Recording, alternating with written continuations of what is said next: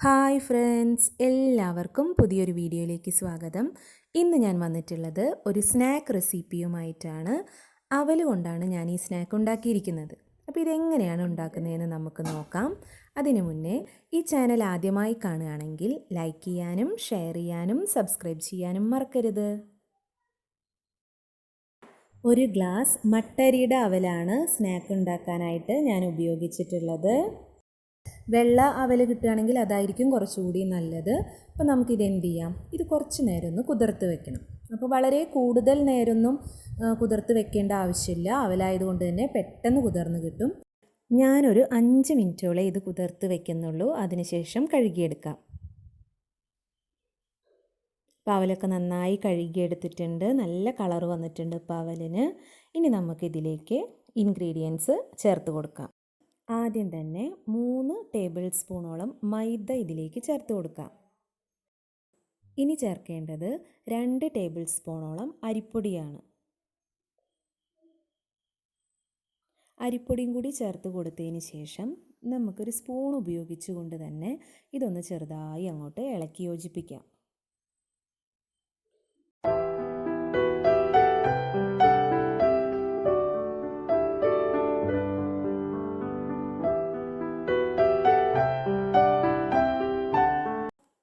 ഇനി ചെറിയൊരു സവോള നുറുക്കിയെടുത്തതാണ് ഞാനത് ഇതിലേക്ക് ചേർത്ത് കൊടുക്കുന്നുണ്ട്. അതുപോലെ തന്നെ 2 പച്ചമുളക് വളരെ ചെറുതായി നുറുക്കിയെടുത്തത് കൂടി നമുക്കിതിലേക്ക് ചേർത്ത് കൊടുക്കാം. ഇനി വേണ്ടത് കുറച്ച് മല്ലിയിലയാണ്. അപ്പോൾ അതും കൂടി ഇതിലേക്ക് ആഡ് ചെയ്ത് കൊടുക്കുക. വളരെ ചെറിയൊരു കഷ്ണം ഇഞ്ചി ചെറുതായി നുറുക്കിയെടുത്തതും ഒരു 3 അല്ലി വെളുത്തുള്ളി വളരെ ചെറുതായി നുറുക്കിയതും കൂടി നമുക്കിതിലേക്ക് ചേർത്ത് കൊടുക്കാം. ഇനി വേണ്ടത് പൊടികളാണ്. 1/4 ടീസ്പൂൺ മഞ്ഞൾപ്പൊടിയാണ് ഞാനിതിലേക്ക് ചേർത്ത് കൊടുക്കുന്നത്. മുളക് പൊടി നമുക്കൊരു 1/2 ടീസ്പൂണോളം ചേർത്ത് കൊടുക്കാം. ഇനി പാകത്തിന് ഉപ്പും കൂടി ചേർത്ത് കൊടുക്കുക.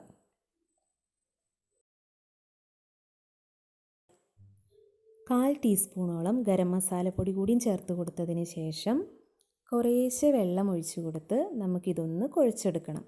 ഒരു മാവിൻ്റെ രൂപത്തിലായി കിട്ടുന്നത് വരെ നമുക്കിതൊന്ന് കുഴച്ച് കൊടുക്കാം. വെള്ളം കുറവാണെന്ന് തോന്നുകയാണെങ്കിൽ കുറേശ്ശെ ആഡ് ചെയ്യാം. അവലിലെ ചെറിയ നനവ് അതിലുണ്ടാവും. അപ്പോൾ പാകത്തിന് വെള്ളം ചേർത്താൽ മതി. വെള്ളം അധികമായി കഴിഞ്ഞാൽ ഇത് ഫ്രൈ ചെയ്തെടുക്കുമ്പോൾ നമുക്കതിൻ്റെ ഒരു ബുദ്ധിമുട്ട് അനുഭവപ്പെടും. മാവൊക്കെ റെഡി ആയിട്ടുണ്ട്.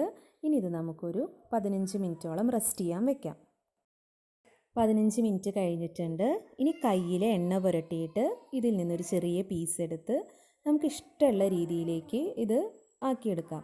ഇപ്പോൾ റൗണ്ടായിട്ടോ അല്ലെങ്കിൽ ഒരു വടയുടെ രൂപത്തിലോ കട്ട്ലറ്റിൻ്റെ രൂപത്തിലോ ഒക്കെ മാറ്റിയെടുക്കാം. ഞാനിപ്പോൾ ഇങ്ങനെയാണ് ഒരു കട്ട്ലറ്റിൻ്റെ രൂപത്തിലാണ് ഇത് ആക്കിയെടുത്തിട്ടുള്ളത്. ബാക്കിയുള്ള എല്ലാ മാവും നമുക്ക് ഈ ഒരു ഷേപ്പിലേക്ക് മാറ്റിയെടുക്കാം. അപ്പോൾ എല്ലാം റെഡി ആയിട്ടുണ്ട്. ഇനി നമുക്കിതൊക്കെ ഒന്ന് ഫ്രൈ ചെയ്തെടുക്കാം. പാനിൽ എണ്ണ ചൂടായി വരുന്ന സമയത്ത് നമുക്ക് ഈ ഓരോ കട്ട്ലറ്റായിട്ട് അതിലേക്ക് ചേർത്ത് കൊടുക്കാം. ഒരു മീഡിയം ഹീറ്റിൽ വെച്ചിട്ട് വേവിച്ചാൽ മതി. പെട്ടെന്ന് കരിഞ്ഞു പോകാനുള്ള സാധ്യതയുണ്ട്. അപ്പോൾ അതൊക്കെ ഒന്ന് ശ്രദ്ധിക്കണം. നമുക്ക് ഓരോന്നായിട്ട് അതിലേക്ക് ചേർത്ത് കൊടുക്കാം.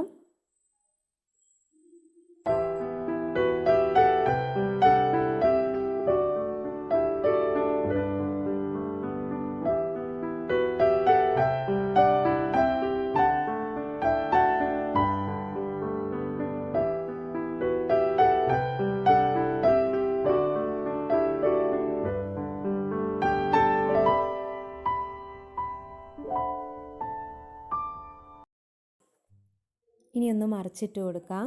ഒരു സൈഡൊക്കെ കളറ് മാറി വന്നിട്ടുണ്ട്. 2 സൈഡും ഒരു ഗോൾഡൻ ബ്രൗൺ കളർ ആവുന്ന സമയത്ത് നമുക്കിത് വറുത്ത് കോരാം.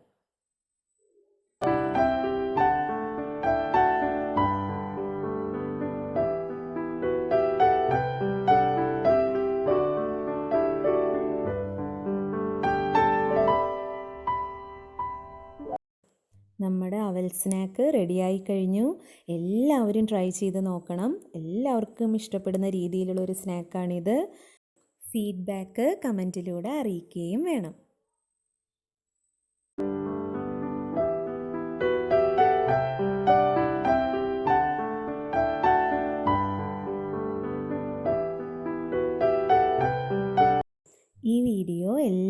എല്ലാവർക്കും ഇഷ്ടമാവുമെന്ന് കരുതുന്നു.